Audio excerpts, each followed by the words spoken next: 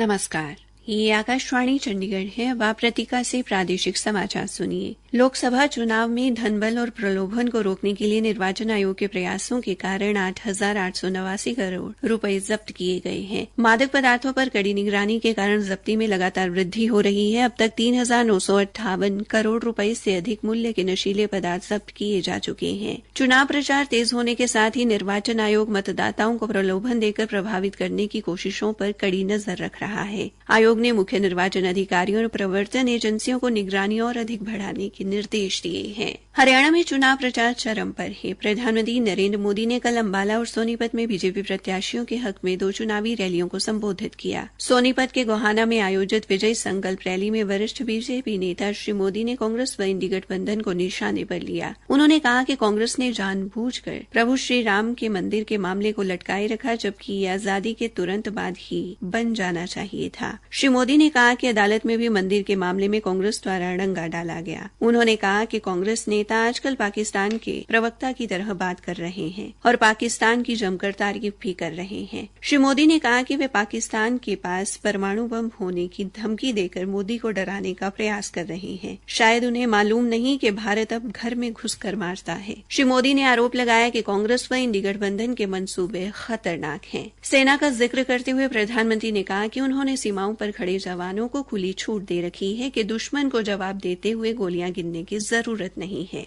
उन्होंने कांग्रेस और इंडी गठबंधन के नेताओं पर घपलों और घोटालों में संलिप्त होने का आरोप लगाया और कहा कि ये लोग 5 साल में 5 प्रधानमंत्री बनाने का फॉर्मूला लेकर चल रहे हैं, जिससे देश का भला नहीं हो सकता। श्री मोदी ने कहा कि कांग्रेस अपने देश विरोधी एजेंडे को छुपा नहीं पा रही। उन्होंने आरक्षण को लेकर कहा कि कांग्रेस ने कर्नाटक में बाबा साहेब के बनाए कानून को बदलकर उनसे विश्वासघात किया। इस अवसर पर बीजेपी प्रत्याशी मोहनलाल बड़ोली व मुख्यमंत्री नायब सिंह सैनी भी उपस्थित रहे। उत्तराखंड के मुख्यमंत्री पुष्कर सिंह धामी ने कहा कि 2014 से पहले विश्व पटल पर भारत अपनी बात सही तरह से नहीं रख पाता था। वर्ष 2014 में सत्ता संभालने के बाद प्रधानमंत्री नरेंद्र मोदी के नेतृत्व में भारत विश्व में एक प्रमुख शक्ति के रूप में उभरा है। श्री धामी कल फरीदाबाद में पूर्व विधायक एवं वरिष्ठ बीजेपी नेता नगेंद्र भड़ाना द्वारा बीजेपी प्रत्याशी कृष्णपाल गुर्जर के समर्थन में आयोजित विजय संकल्प रैली को संबोधित कर रहे थे। इस दौरान शिक्षा मंत्री श्रीमती सीमा त्रिखा, जिला अध्यक्ष राजकुमार वोहरा भी उपस्थित रहे। जनसभा को संबोधित करते हुए श्री धामी ने कहा कि भारत की अर्थव्यवस्था 11वें स्थान से 5वें स्थान पर आ गई है और वो दिन दूर नहीं जब ये पहले स्थान पर होगी। श्री धामी ने पूर्व की कांग्रेस सरकार पर हमला बोलते हुए कहा कि 2014 से पहले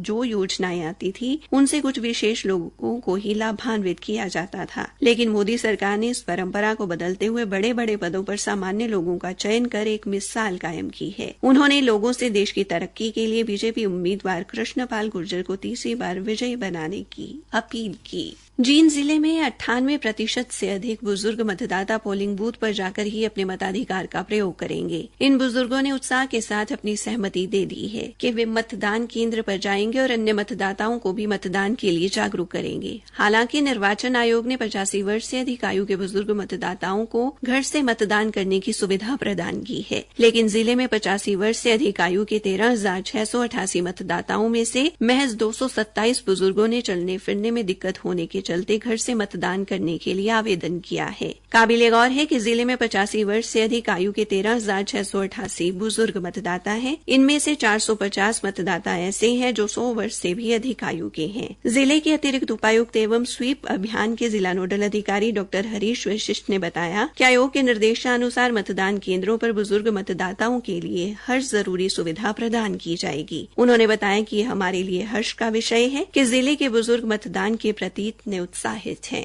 इसी के साथ ये समाचार बुलेटिन समाप्त हुआ।